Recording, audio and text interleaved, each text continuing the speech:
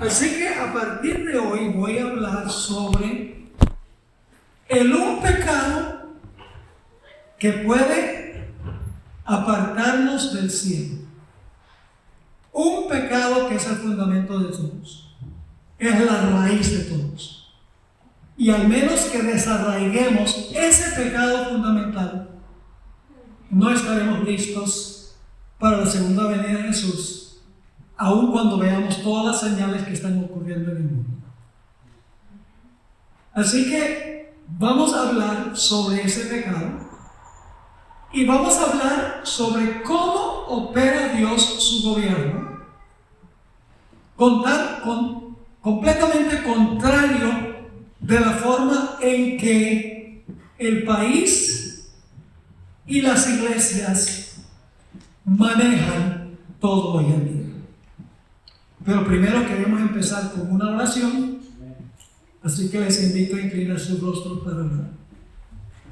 Padre Celestial, venimos ante tu trono con reverencia, pero también con confianza, porque venimos en el nombre de Jesús. Amén. Vamos a abrir tu santo libro, pedimos la presencia de tu Santo Espíritu.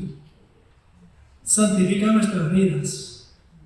Por medio de ese Espíritu, desarraiga ese pecado que es tan terrible que está a la raíz de todos los demás pecados. Instrúyenos de tu santa palabra y danos tu poder para vivir en armonía con ella. Te lo imploramos en el nombre y por los méritos de Cristo, nuestro Salvador. Amén. Amén. Durante el ministerio de Jesús, los 12 constantemente estaban discutiendo sobre quién iba a ocupar el primer puesto cuando el Señor Jesucristo estableciera su reino. Cada vez que ellos discutían sobre esto, el Señor Jesucristo los reprendió, enseñándoles que el puesto más alto lo ocupa el individuo que desciende para servir a los demás. Ahora, el Señor Jesucristo no solamente enseñó esta lección, sino que el Señor Jesucristo les demostró a sus discípulos esa lección en su vida práctica. Y lo hizo ya el jueves en la noche, antes de ir al Getsemaní y antes de ir a la cruz. El Señor Jesucristo llegó con los discípulos al aposento alto. Y era costumbre en esa época que el más servil de los siervos lavaba los pies de los huéspedes. Nadie de los discípulos lo hizo. El Señor Jesucristo se levantó de la mesa, fue y buscó el agua, probablemente también una toalla para secar los pies, y empezó uno por uno a lavar los pies de los discípulos. El maestro descendiendo para lavar los pies de sus propios siervos, de sus propios discípulos. Ahora, indudablemente en ese tiempo, que era la primavera, época de lluvia, los discípulos o tenían los pies embarrados, o si no había lluvia, que hubiera sido raro, hubieran tenido los pies empolvados. Y el Señor Jesucristo tomó agua y comenzó el proceso uno por uno de descender el maestro para lavar los pies de sus propios discípulos. Mientras que los 11, según dice la historia, estaban estupefactos y confundidos con lo que estaba haciendo Jesús, Judas estaba consternado y disgustado. Siempre había acariciado la esperanza de ascender a uno de los primeros puestos en el reino que él esperaba que el Señor Jesucristo estableciera. Pero cuando Jesús descendió a la posición de siervo y lavó los pies de los discípulos, en disgusto Judas pensó: este no puede ser el Mesías prometido. Porque ningún individuo que tiene el poder que él tiene estaría dispuesto de humillarse y lavar los pies de sus propios siervos. No puede ser el Mesías. El Señor Jesucristo, después de este acto servil, después de descender al servicio, cuando Él era el Maestro, 3 veces les dijo a sus discípulos que ellos debían hacer como Él había hecho. Aquí tenemos el principio central de la vida en el universo, y es que la humildad exalta y da vida, mientras que el orgullo trae desolación y destrucción.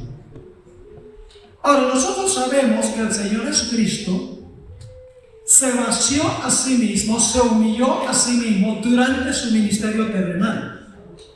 Sin embargo, quiero formular una pregunta, y es esta: ¿será que aunque Jesús es 100% Dios, tan Dios como Dios el Padre, porque los dos son 100% Dios, será que el Señor Jesucristo no solamente se humilló para tomar la posición de siervo cuando vino a este planeta, sino que desde la eternidad pasada y en la eternidad futura, el Señor Jesucristo tomará la posición de siervo?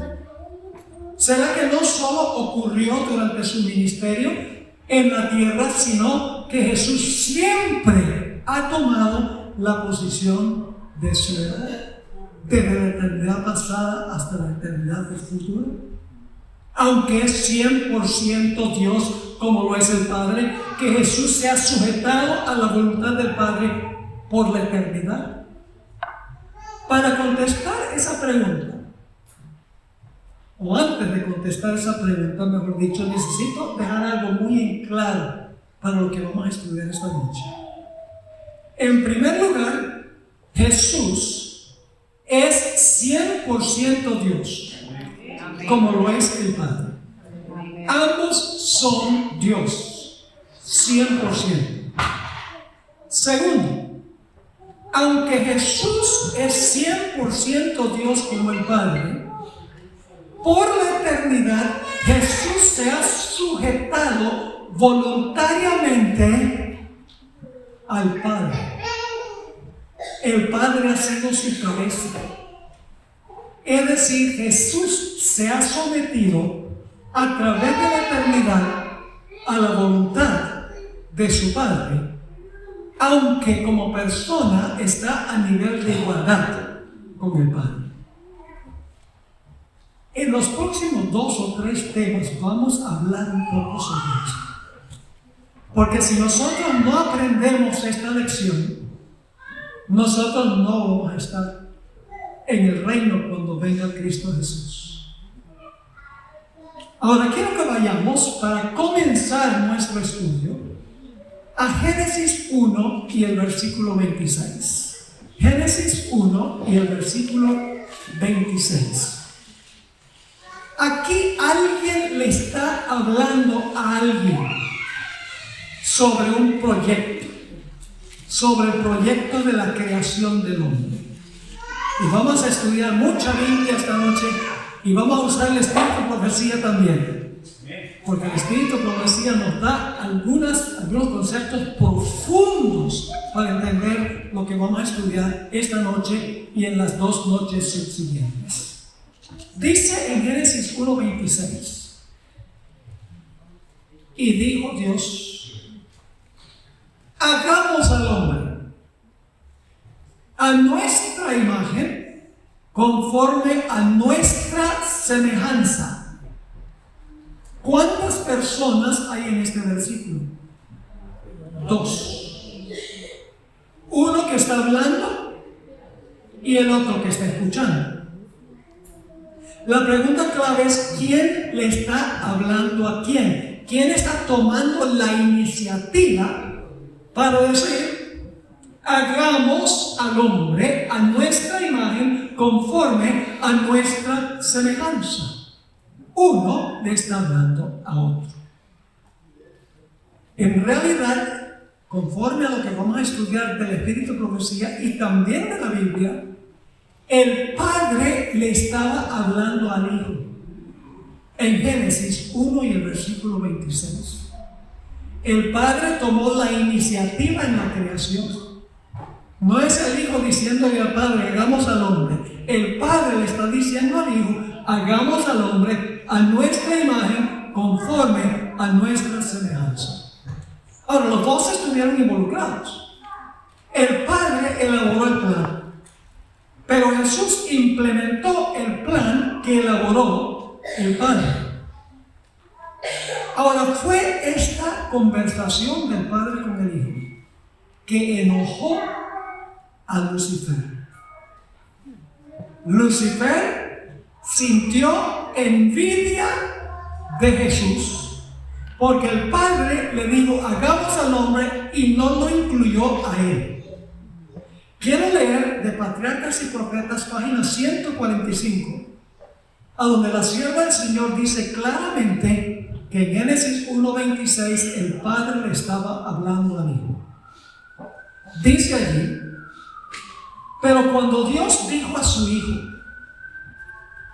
¿quién le dijo a quién? Dios. ¿Quién es ese Dios que le dijo a su Hijo? El Padre, muy bien.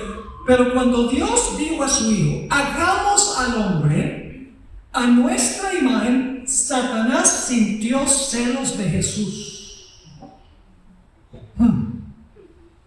Deseó que se le consultase acerca de la formación del hombre. Y porque esto no se hizo, se llenó de envidia, celos y odio. Deseó recibir los más altos honores después de Dios en el cielo. Quería ascender por lo menos a la igualdad con Jesús. Se llenó de celos y de envidia. Es decir, el Padre en Génesis 1:26 le estaba hablando al Hijo. Satanás estaba hablando, dice, ¿por qué se le consulta a él y no me consultan a mí? Yo soy igual de importante que él.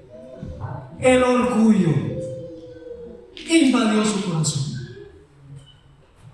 Ahora, cuando Lucifer sintió envidia de Jesús, se regó Satanás, que se llamaba Lucifer en ese tiempo, regó entre todos los seres celestiales que Dios estaba siendo injusto, que Dios hacía acepción de personas, tenía favoritos, y les decía que él estaba a nivel de igualdad con Jesús, pero el Padre favorecía era a Jesús y no a él.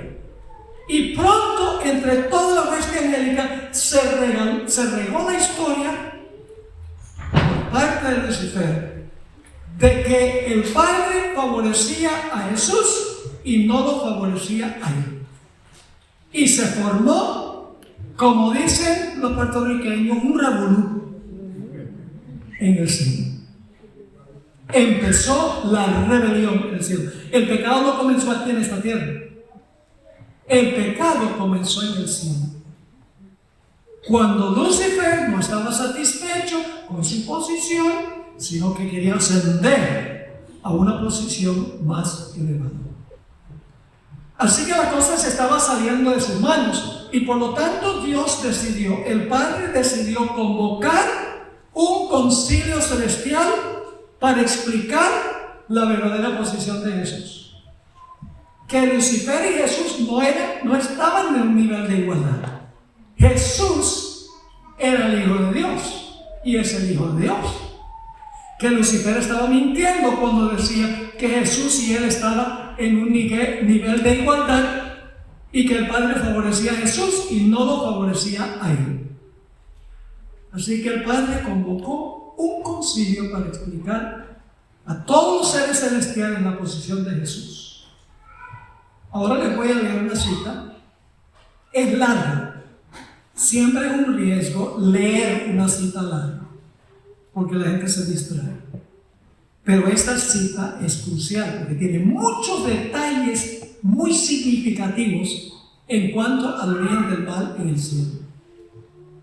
Escuchen cuidadosamente, voy a ir lentamente, cuidadosamente lo que dice la sierva del Señor, el Espíritu profético.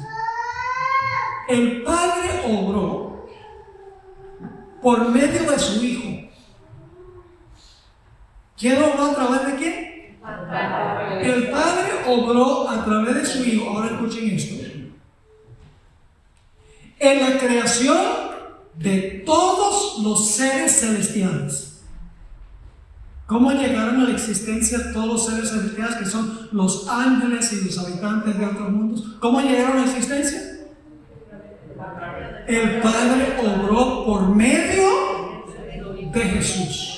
El Padre fue el arquitecto y Jesús fue el albañil, el constructor, podríamos decir. Ahora viene lo del concilio. El Rey del universo, que es el Padre, el Rey del universo convocó a las huestes celestiales a comparecer ante Él, a fin de que en su presencia Él pudiese manifestar. ¿Quién pudiese manifestar? ¿Quién iba a explicar la posición de Jesús? Jesús no iba a decir: ¿acaso usted no sabe quién soy yo? Yo no soy como Lucifer. Yo estoy mucho más alto, soy el Hijo de Dios.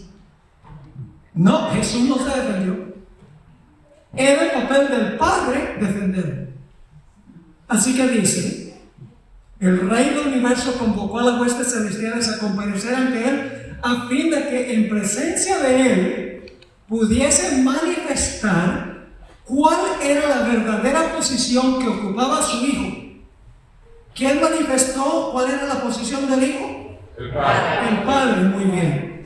Y luego dice: y manifestar cuál era la relación que Él tenía, que Jesús tenía para con todos los seres creados. Porque Lucifer había regado el cuento que estaban sobre un nivel de igualdad.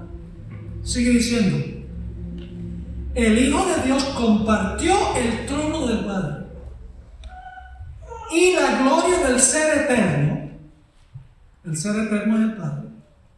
Jesús estaba sentado con el Padre en el trono, según ella. Y la gloria del Ser Eterno, que en contexto está hablando del Padre, quien existía por sí mismo, cubrió a ambos. ¿La gloria de quién cubrió a ambos? La gloria del Padre cubrió a ambos. Sigue diciendo: alrededor del trono se congregaron los santos ángeles, una vasta e innumerable muchedumbre, millones de millones, y los ángeles más elevados, como ministros y súbditos, se regocijaron en la luz que de la presencia de la deidad caía sobre ellos. Y luego viene lo que va a decir el Padre. Ante los habitantes del cielo, reunidos, el Rey, ¿quién es el Rey? La cita empezó diciendo: el Rey del universo convocó. Así que el Rey del universo, ¿quién es? El Padre. Así que dice: están reunidos, el Rey declaró que ninguno excepto Cristo, el Hijo unigénito de Dios, podía penetrar en la plenitud de sus propósitos. ¿De los propósitos de quién? Del Padre. Del Padre. Y que a Él, es decir, a Jesús, le estaba encomendada la ejecución de los grandes propósitos de su voluntad. ¿Los grandes propósitos de la voluntad de quién? Del Padre. Del Padre. Extraordinario. Sigue diciendo: el Hijo de Dios había, escuchen esto, el Hijo de Dios había ejecutado la voluntad del Padre. ¿La voluntad de quién? Del Padre. Del Padre en la creación de todas las huestes del cielo. ¿Creen que quién creó a todas las huestes del cielo? El Hijo. Jesús. Pero estaba haciendo la voluntad de quién? Del Padre. Estaba haciendo la voluntad del Padre. El Espíritu puede ser claro en cuanto a eso. Así que dice: el Hijo de Dios había ejecutado la voluntad del Padre en la creación de todas las huestes del cielo. Y ahora escuchen: y a Él, es decir, a Jesús, así como a Dios, el Padre, debían ellos tributar homenaje y lealtad. Ambos se merecían el respeto de toda la hueste angelical y los seres de otros mundos. Sigue diciendo, Cristo había de ejercer aún el poder divino. ¿Qué iba a hacer Cristo? ¿Ejercer qué cosa? ¿Jesús es 100% Dios? Sí, porque dice iba a ejercer el poder divino. El Padre tiene el poder divino y el Hijo también. Así que dice, Cristo había de ejercer aún el poder divino en la creación de la tierra y de sus habitantes. ¿Quién creó la tierra? ¿Quién creó los habitantes de la tierra? Jesús.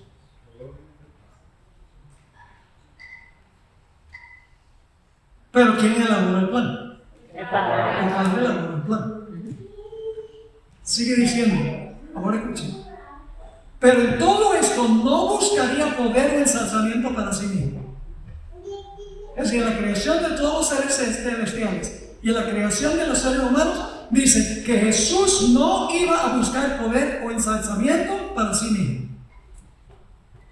En contra del plan de Dios. Sino que exaltaría la gloria del Padre y ejecutaría sus propósitos de beneficencia y amor. ¿Están captando esto? Vamos a repasar los puntos cruciales. Antes de la entrada del pecado, ¿quién creó a todos los seres celestiales? Jesús. ¿Quién fue el que explicó la posición de Jesús? El Padre. ¿La gloria de quién cubría a ambos? La gloria del Padre. La gloria del Padre. ¿Se refiere al Padre como el Rey del universo? Sí. No dice los reyes del universo. Es el Rey del universo. ¿El Hijo era el único que podía entrar en los propósitos de Dios? Sí, ya vimos eso. El Hijo ejecutó la voluntad de quién en la creación de los seres celestiales. ¿Y en los seres humanos? El Padre. Y el Hijo no buscó poder o ensalzamiento para sí mismo, sino que exaltó la gloria del Padre y ejecutó los propósitos de Él. Y alguno podría decir, bueno, si Jesús era igual al Padre, tenía que reclamar sus derechos. Entonces Cristo sería Lucifer. ¿Están entendiendo lo que estoy diciendo? El pecado se originó en el egoísmo. Esa es la raíz. El querer ascender, tener el mejor puesto. Yo serví, no, yo no sirvo, yo mando. Y sucede así en la iglesia, especialmente cuando viene la junta de nombramientos. Aspiramos a los puestos altos y cuando no nos dan, ¿y por qué eligieron a eso si yo puedo hacerlo igual que él? Porque esto se filtra hoy en día también en la iglesia. Ahora quiero leerles otra cita del hermano White, pero es una cita de la misma reunión, pero agrega detalles que no están en la primera cita. Se encuentra, esa primera cita está en Patriarcas y Profetas, página 14, si están anotando. Y la cita que voy a leer ahora es de Historia de la Redención, página 13. Historia de la Redención, página 13. Empieza la cita así. El gran creador es el Padre. ¿Pero acaso no leímos que el creador fue Jesús? El hermano ahí se está contradiciendo. Dice, él no dice que el Hijo y aquí dice que es el Padre. Los dos estuvieron involucrados. El Padre elaboró el plan y Jesús ejecutó el plan como el Padre lo estableció. Así que dice, el gran creador convocó a las huestes celestiales para conferir honra especial a su Hijo en presencia de todos los ángeles. ¿Quién iba a conferir honra a quién? El Padre. El Padre iba a conferir honra a su Hijo. El Hijo estaba sentado en el trono con el Padre. Sí, porque ambos están en el trono, porque ambos son Dios. Así que dice, el Hijo estaba sentado en el trono con el Padre, con la multitud celestial de santos ángeles reunidas a su alrededor. Entonces el Padre hizo saber, ¿quién hizo saber? El Padre hizo saber que Él mismo había ordenado que Cristo, su Hijo, fuera igual a Él. ¿Quién ordenó que el Hijo fuera igual a Él? El Padre. De modo que donde quiera estuviese su Hijo, estaría Él mismo también. Donde está el Hijo está el Padre, y donde está el Padre está el Hijo. En otras palabras, dice, la palabra del Hijo debería obedecerse tan prontamente como la del Padre. Ahora escuchen.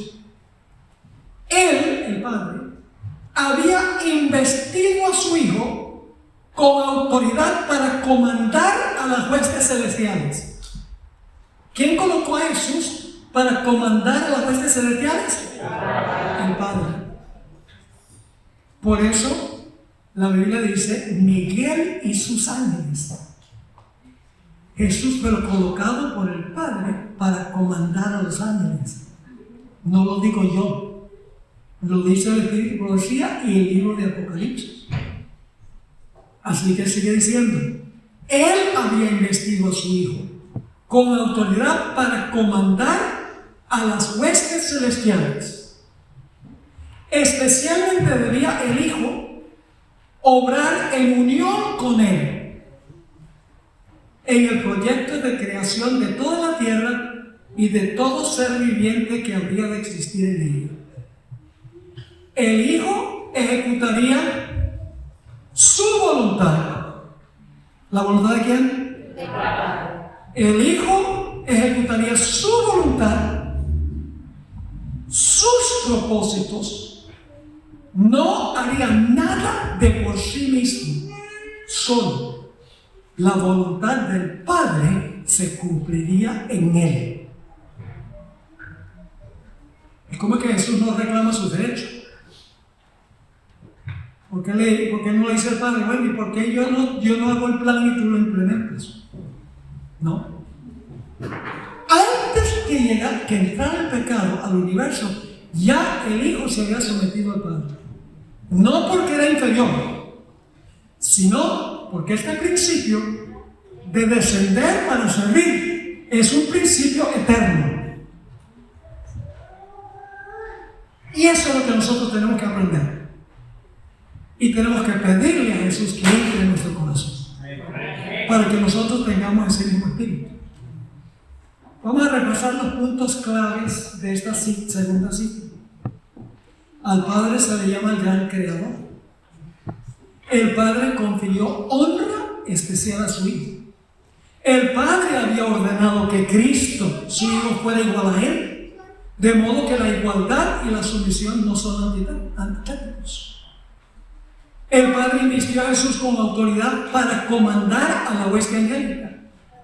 El Hijo debía trabajar en unión con el Padre. El Hijo debía ejecutar la voluntad y los propósitos del Padre. El Hijo no debía hacer nada de por sí mismo, no debía actuar independientemente del Padre. El Hijo cumplió la voluntad del Padre. Ahora les voy a leer otra cita extraordinaria. Exaltar a Jesús, que es una matutina que salió hace unos años. Página 18. El Hijo de Dios, escuchen con cuidado esto, el Hijo de Dios le seguía en autoridad al gran dador de la ley. ¿Quién es el gran dador de la ley? El Padre. ¿Y Jesús es qué? Seguía en autoridad. La hermana White, esto está en inglés, originalmente dice next in authority. Entonces, ¿quién era la autoridad absoluta? La autoridad absoluta del Padre. ¿Y Jesús estaba bien con eso? ¿Jesús se quejaba de eso? Entonces, ¿por qué tengo que someterme yo? No, porque su sumisión fue voluntaria. Igual a Dios como persona, 100% Dios como el Padre, pero voluntariamente sujeto a la voluntad del Padre. Debemos aprender esa lección en la iglesia y en nuestra vida personal. Ahora quiero leerles otra cita. Deseado de toda la gente, página 11. Ese primer capítulo del Deseado de toda la gente es excepcional. Se llama Dios con nosotros. Deberían leerlo y releerlo. Yo solamente voy a leer una porción. Deseado de todas las gentes, página 11. Al principio, Dios se revelaba en todas las obras de la creación. ¿Quién se revelaba? Dios. Ahora escuchen esto. Fue Cristo quien extendió los cielos y echó los cimientos de la tierra. ¿Quién? ¿Quién extendió los cielos? ¿Quién estableció los cimientos de la tierra? Cristo. Fue su mano la que colgó los mundos en el espacio y modeló las flores del campo. Él, Jesús, asienta las montañas con su fortaleza. Suyo es el mar, pues que Él lo hizo. Fue Él, Cristo, quien llenó la tierra de hermosura y el aire con cantos. ¿Y por qué lo hizo? Y sobre todas las cosas de la tierra, del aire y del cielo, escribió el mensaje del amor del Padre. ¿El amor de quién está revelando Jesús en todo lo que creó? El amor del Padre. Hoy en día le resulta muy difícil a algunas personas admirar a sus padres terrenales, porque los padres son unos tiranos. Y el problema es que ellos ven a Dios como ven a su padre terrenal. Pero Dios dijo, un padre terrenal que fuera amante, que fuera entregado, con el fin de que la gente decía, así debe ser mi padre en el cielo. Pero Satanás ha estropeado absolutamente todo. Es decir, Jesús, el propósito por el cual hizo todo esto, es para que la gente glorificara al Padre. No para que lo glorifique. Miren el mundo que yo hice, ¿cómo les parece? No. Lo hizo para que todos miraran la gloria del Padre. Amén. Sigue la cita. Bueno, vamos a dejar la cita allí. Ahora queremos ir más a la Biblia para ver si lo que dice el Espíritu de Profecía está en armonía con lo que dice la Biblia. Vamos otra vez a Génesis 1:26. ¿Vamos bien hasta acá? Amén. ¿Sí? Ok. Amén. Ahora, yo le pregunto, ¿Jesús es inferior al Padre? No. Yo le pregunto algo, para darle un ejemplo aquí en la tierra. Mi hijo está sujeto a mí, porque es mi hijo. ¿Correcto? Así que mi hijo es inferior que yo. ¿Verdadero o falso? Falso. La sujeción no es inferioridad. La Biblia dice que la esposa debe estar sujeta al esposo. Entonces la esposa es menos humana. No. ¿Ah? La esposa es menos como persona. No. La sujeción no tiene nada que ver con igualdad. Dos personas pueden ser iguales y una sujeta a la otra. ¿Están conmigo o no están conmigo? Amén. Porque ahí está, si tú dices que Cristo hacía lo que decía el Padre y desempeñó la voluntad del Padre, la creación, exaltaba al Padre, la gloria del Padre y todo del Padre, entonces Jesús tiene que ser menos Dios. Es 100% Dios, pero ha enseñado desde la eternidad el gran principio de la vida, que es que la sujeción es divina. Este es el principio que si nosotros no aprendemos este principio, Dios no va a llevar gente egoísta al cielo. porque va a tener otro problema de Lucifer. Hay que desarraigar la raíz de donde vienen todos los pecados. Vamos a leer entonces Génesis 1:26. Entonces dijo Dios: hagamos al hombre a nuestra imagen, conforme a nuestra semejanza, y señoree en los peces del mar, en las aves de los cielos, en las bestias, en toda la tierra y en todo animal que se arrastraba sobre la tierra. Y ya leímos que esto fue lo que causó envidia y celos en Lucifer, porque se le daba más importancia a Jesús que a él. Ahora vamos a Génesis 1:1. Ahora vamos a ver varios conceptos bíblicos que corroboran lo que hemos visto del Espíritu Profecía. Génesis 1:1, un versículo cortico. Tres conceptos que quiero que veamos de este versículo. En el principio, ese es un punto. En el principio creó, segundo concepto, Dios. En el principio Dios creó. Ahora la pregunta clave es: ¿cuál de los tres creó? Porque son tres personas en realidad: Padre, Hijo y Espíritu Santo. Cuando dice aquí, en el principio creó Dios, se está refiriendo a Jesús. Y usted dice: ¿cómo sabemos eso? Vamos a Juan 1:1 al 3. Juan 1:1 al 3. Los mismos tres conceptos están en Juan 1:1 al 3. Dice: en el principio, ¿quién es el verbo?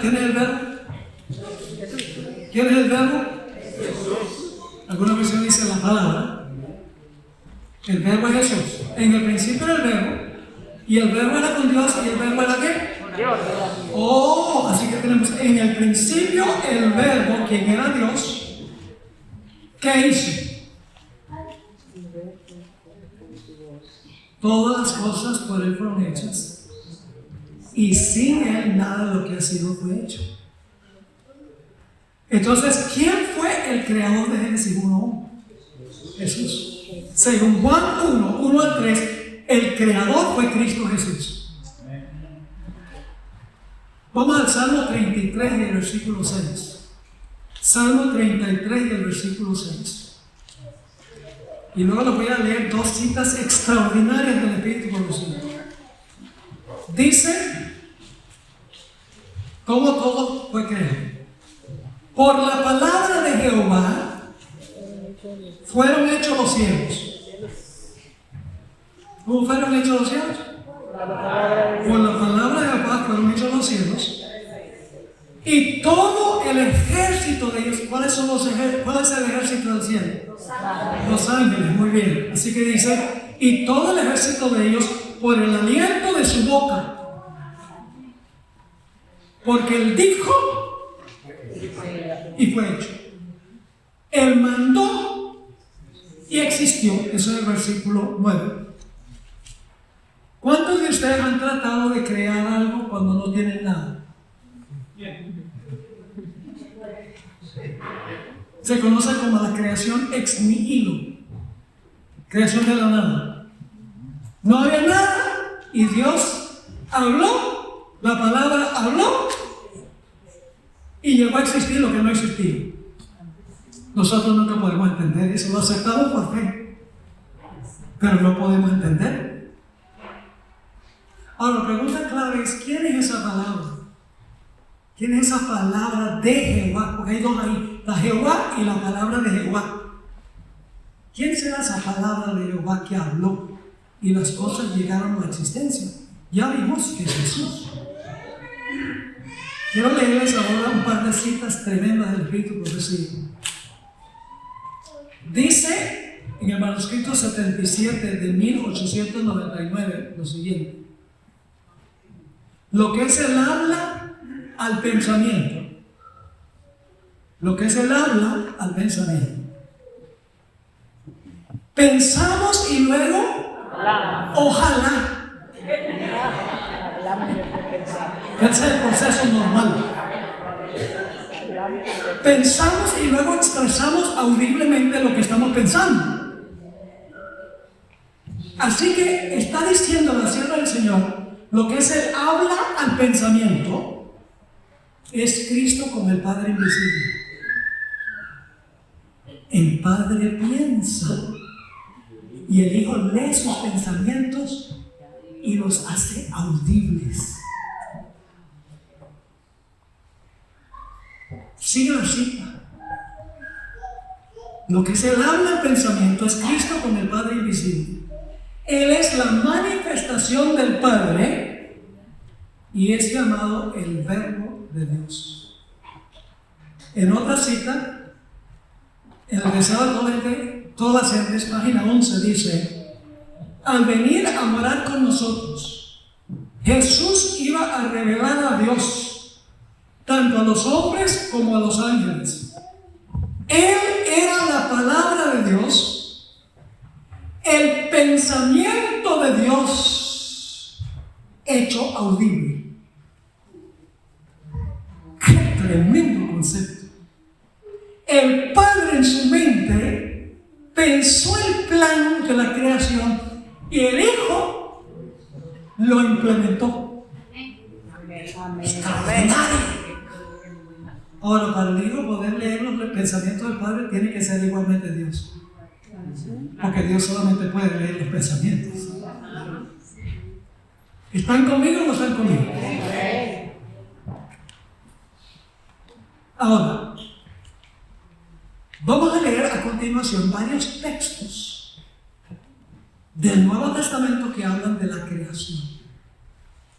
Y vamos a ver que todos estos versículos usan una preposición muy interesante, la preposición dia, que se traduce por medio de. Esa preposición se usa vez tras vez en el Nuevo Testamento cuando se habla de la creación. Que la creación fue del Padre por medio del Hijo. Vayan conmigo a Hebreos 1, 1 y 2. Hebreos 1, 1 y 2. Aquí estos tres versículos, en realidad del 1 al 3, son excepcionales. Hay mucho que en la Biblia que nosotros no hemos visto. Hay tesoros que descubrir en la Biblia. Por eso vamos a estudiar por la eternidad el plan de la salvación y nunca vamos a aprender todo. Dice en Hebreos 1, 1 y 2, Dios, vamos a encontrar que está hablando del Padre, Dios, que en otro tiempo y de diversas maneras habló a los padres por medio de los profetas, en estos postreros días nos ha hablado por medio de quién.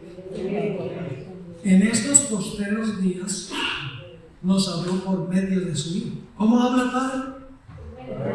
Por medio del Hijo. Así que dice Dios, el Padre, que en otro tiempo y de diversas maneras habló en otro tiempo a los padres por medio de los profetas, nos habla, el tema, es decir, el sujeto es el Padre, nos ha hablado en esos postreros días por medio de su Hijo, quien constituyó heredero de todas las cosas. ¿Quién constituyó a quién como heredero de todas las cosas? El Padre al Hijo. Y luego dice, por medio del cual Dia también hizo el universo. ¿Quién hizo el universo? ¿Cuántos dicen que el Padre hizo el universo? ¿Cuántos dicen que el Hijo hizo el universo? ¿Cuántos dicen que el Padre por medio del Hijo? Tenemos más manos. El Padre por medio del Hijo. Noten Colosenses 1, 16 y 17. Otra vez la misma preposición. Colosenses 1, 16 y 17. Hablando de Jesús, dice: Él es la imagen del Dios invisible, el primogénito de toda creación. La palabra primogénito allí no está hablando de físicamente el primero que nace. La palabra primogénito también se usa en la Biblia para hablar de alguien que es preeminente sobre los demás. Jesús es el preeminente sobre toda la creación. Versículo 16. Porque en Él, ¿en quién? En Cristo. Porque en Él fueron creadas algunas cosas. Ya están conmigo. A veces leo mal a propósito. A ver si están en la página. Porque en Él fueron creadas todas las cosas nada más aquí en este mundo. No. Las que hay ¿dónde? ¿Tenía razón la hermana White? Las que hay en los cielos, las que hay en la tierra, visibles e invisibles, sean tronos, sean dominios, sean principados, sean potestades, todo fue creado, ¿cómo? Por medio de Él. El Padre por el Hijo, por medio de Él y para Él. Y luego, por si acaso alguno se equivoca, dice, y Él, Jesús, es antes de todas las cosas. Lógicamente, si Él creó todas las cosas, tiene que ser antes de todas las cosas. Pero el apóstol Pablo quiere recalcar que Jesús existió antes que existiera cualquier cosa. Así que dice, Él es antes de todas las cosas y todas las cosas en Él subsisten. Es decir, el universo se mantiene funcionando porque Jesús mantiene el universo funcionando en orden. No solo es el creador, sino el sustentador. Vamos a 1 Corintios 8:6. 1 Corintios 8:6. Recuerden que en el griego no hay signos de puntuación. Las traducciones yo creo que colocan la coma donde no debe ir en este versículo. Dice el apóstol Pablo, para nosotros, sin embargo, solo hay un Dios, el Padre. Solo hay un Dios, el Padre. Si lo leen así, van a llegar a la conclusión de que solo el Padre es Dios. ¿Están conmigo o no están conmigo? Pero lo que está diciendo, la coma no existe en el original. Lo que está diciendo es, para nosotros, sin embargo, solo hay un Dios, el Padre. No hay dos padres, hay uno. Para nosotros solo hay un Dios Padre, que tiene un hijo que se llama Jesús. Ahora no es lo que dice, del cual proceden todas las cosas. ¿De dónde proceden todas las cosas? ¿De quién procede? Del Padre. Para nosotros, sin embargo, solo hay un Dios Padre, del cual proceden todas las cosas, y nosotros somos para Él. Y un Señor Jesucristo, aquí viene la preposición, por medio del cual son todas las cosas, y nosotros por medio de Él. ¿Están conmigo? Ahora, una o dos cositas más antes de terminar. Solamente estamos hablando hasta ahora de la creación. Y ahorita vamos a hablar de la redención. Y luego, después, mañana continuamos este emocionante estudio. Yo quedo fascinado, llevo años estudiando eso. Escuchen esto. Deseo de todas las gentes, página 12. Dice allí, la hermana White hasta este punto en el capítulo ha hablado sobre cómo la naturaleza funciona a base del principio de dar. Da y da. Por ejemplo, es el principio de la vida, ¿verdad? Yo vivo en Fresno, California. Fresno está en un desierto. Caliente, seco, es un desierto, pero es el valle agrícola más grande del mundo. Entonces, ¿cómo puede ser? Ahí no llueve sino unas pocas pulgadas al año. Porque la Sierra Nevada está al oriente y en el invierno las nubes dan su nieve a las montañas.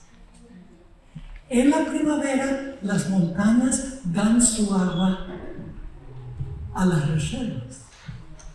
Las reservas dan sus aguas a los canales de irrigación.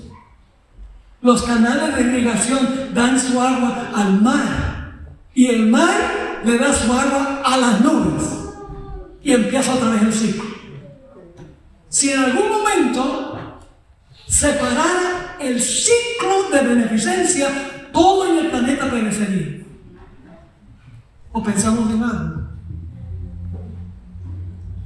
El árbol existe para dar, da sombra, da frutos, da madera, inspira aire sucio y expira aire limpio. ¿Cómo le gusta ese trabajo? El árbol existe para dar. Todo en la naturaleza, el hermano me había dicho antes de esta cita que voy a leer, que toda la naturaleza enseña la lección de que lo más glorioso es dar. Amén. Jesús dijo, más bienaventurada cosa es dar que recibir. Pero nosotros a veces pensamos, el Señor se equivocó. Es mejor recibir que dar. Es la forma como pensamos nosotros. Piensa esta cita. Pero apartándonos de todas las representaciones menores, he hablado sobre la naturaleza, contemplamos a Dios en Jesús. Nosotros contemplamos al Padre en Jesús. Y esto dice que contemplamos a Dios en Jesús. Mirando a Jesús, vemos que la gloria de nuestro Dios consiste en dar. ¿En qué consiste la gloria de Dios? Dar. ¿Nos da sol? Sí. ¿Nos da lluvia? Sí. ¿Qué tal si Dios fuera mezquino como nosotros? Mire, este agricultor es adventista, le voy a dar sol y lluvia, pero aquel que es pagano no le da ni una gota de lluvia ni un poco de sol. Así somos nosotros. Pero Dios es el Dios que da, que desciende, que ayuda, que sirve. Y no solo dice que tenemos que hacerlo, sino en la misma deidad está el principio que el Hijo se somete al Padre y hace la voluntad del Padre, implementa el plan del Padre.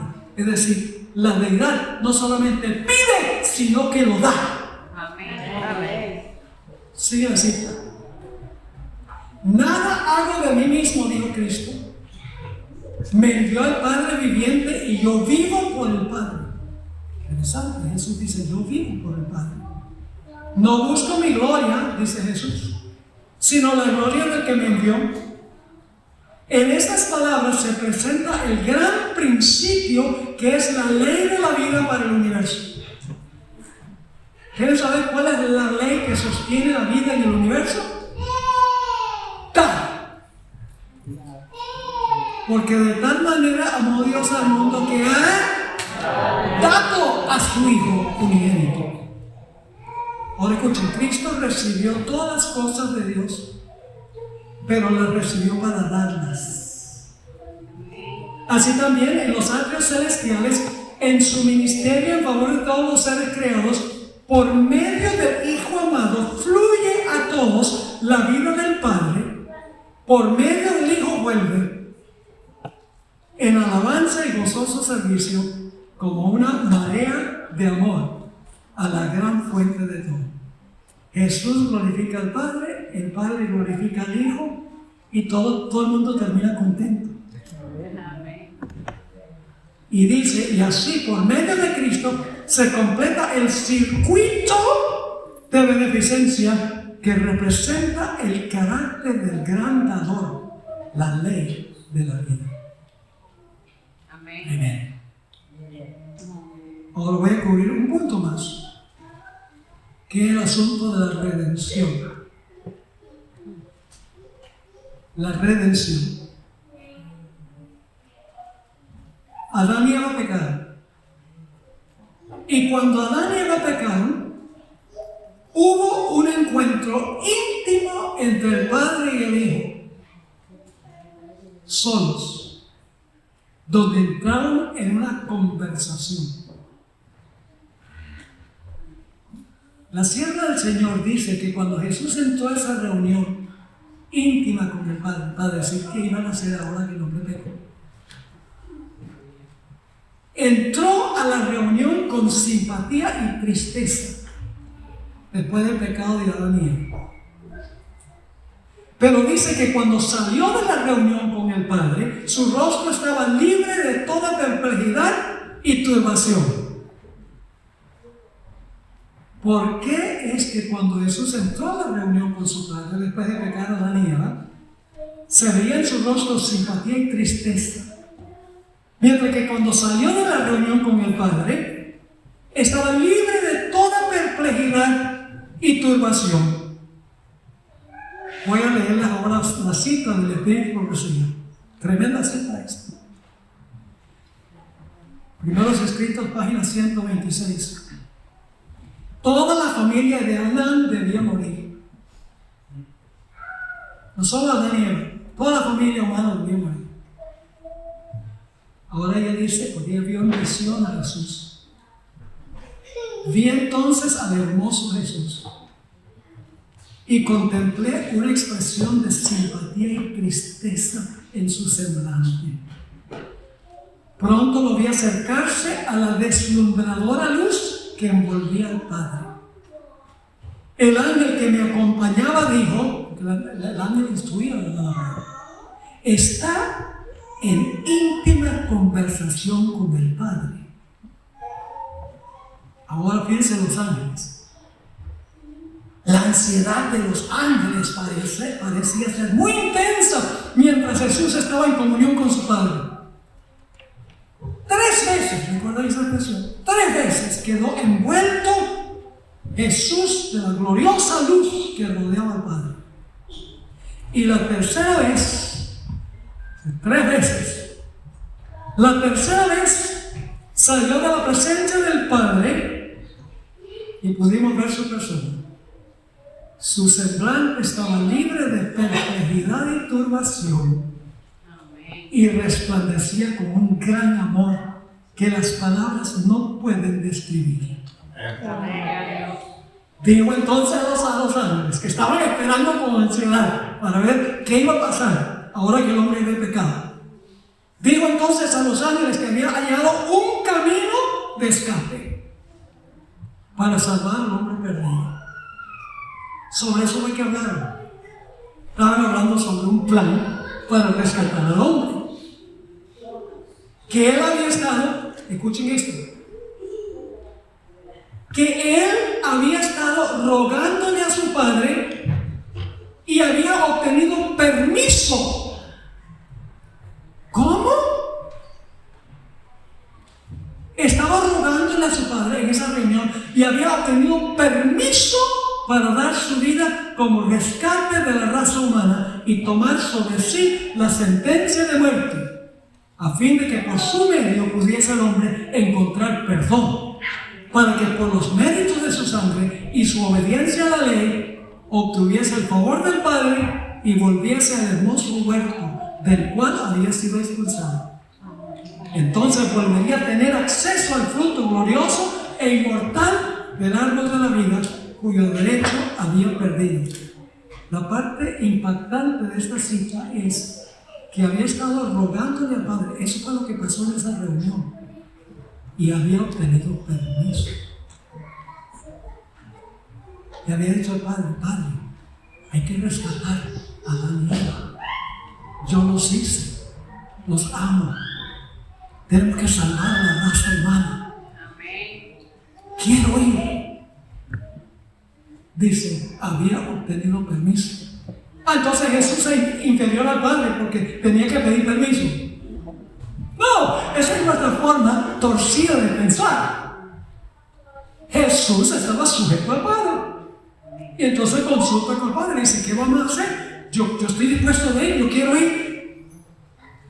Ahora escuchen, en otro lugar, Elena White dice que fue una lucha para el Padre entregar a Jesús.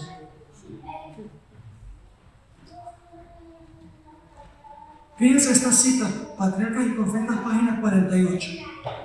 Cristo suplicó ante el Padre en favor del pecador, mientras la hueste celestial esperaba los resultados con un intenso interés que las palabras no pueden expresar. Ahora ella agrega algunos detalles aquí que no está en la cita anterior. Por largo tiempo duró aquella misteriosa conversación. No fue de la noche a la mañana. Largo tiempo duró esa conversación. El consejo de paz en favor del hombre caído. El plan de la salvación había sido concebido antes de la creación del mundo. ¿Quién cree usted que concibió el plan? El Padre.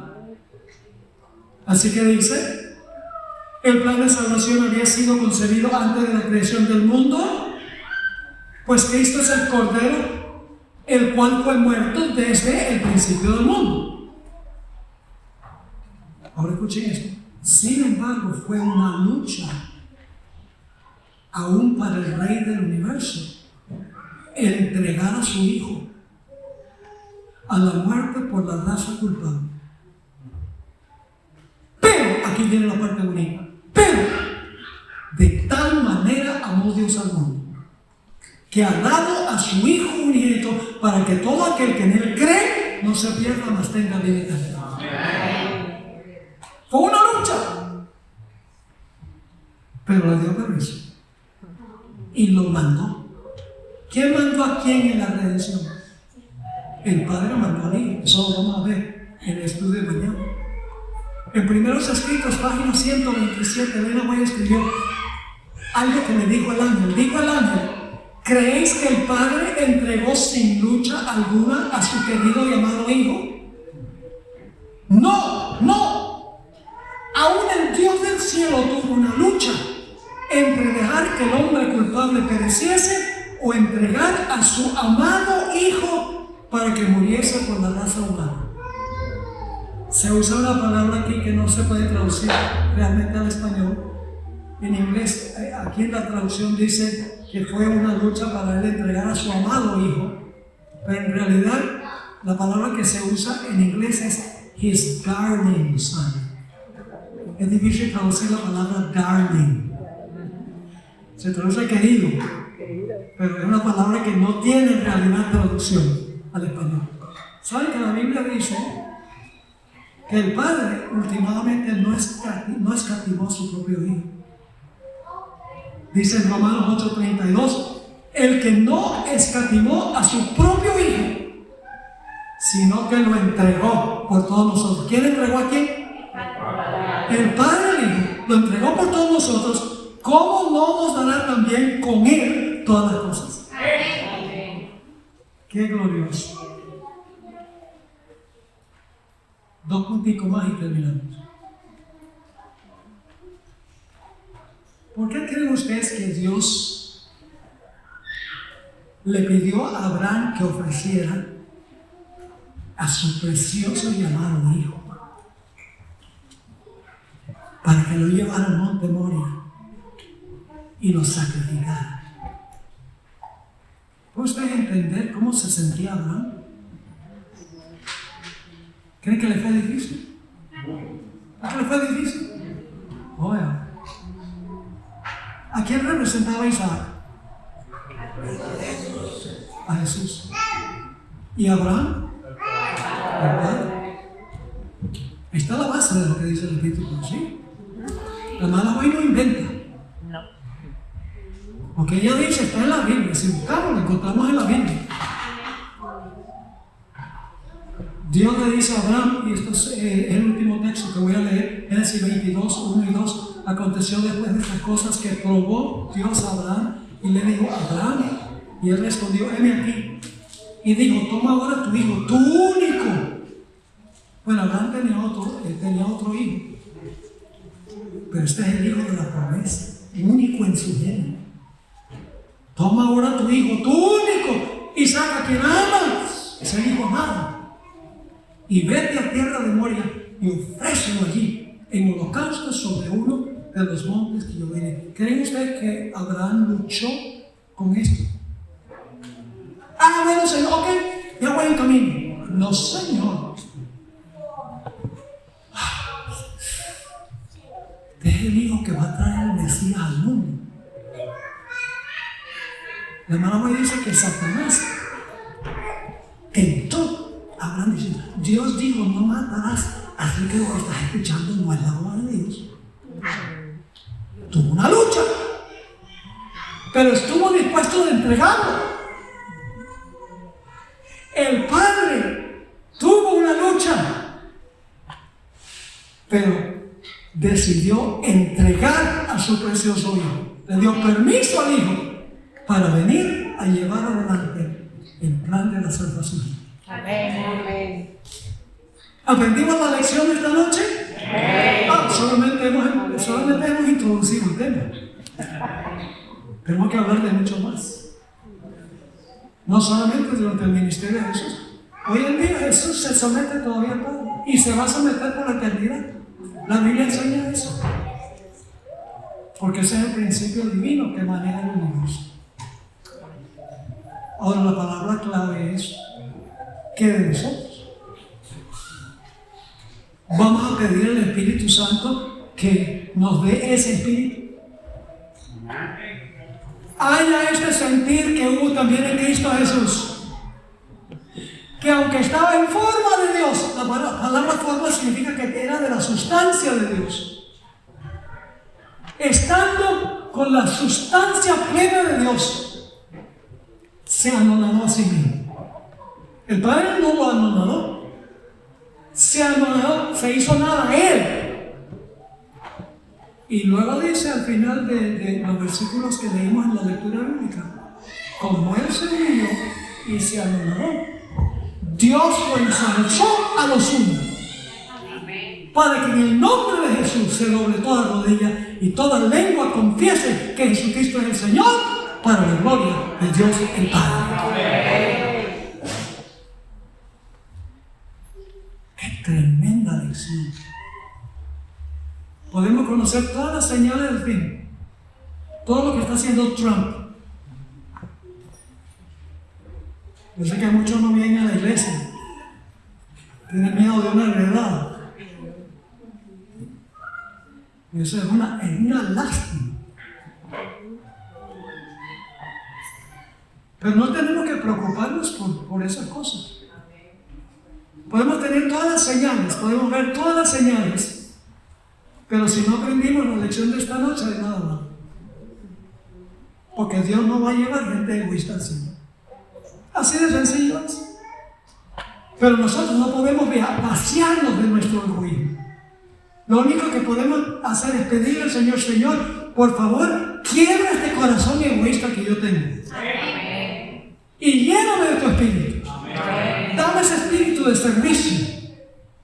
Ese espíritu de estar dispuesto a tomar el segundo lugar, el tercer lugar, para servir, para dar y para bendecir a otras personas. Amén. Dame el mismo espíritu de Jesús. ¿Cuántos quieren que yo ore en este momento para que el Señor Jesucristo nos dé ese espíritu? ¿Quieren que yo ore para que Dios nos dé ese espíritu? Gloria a Dios, oremos.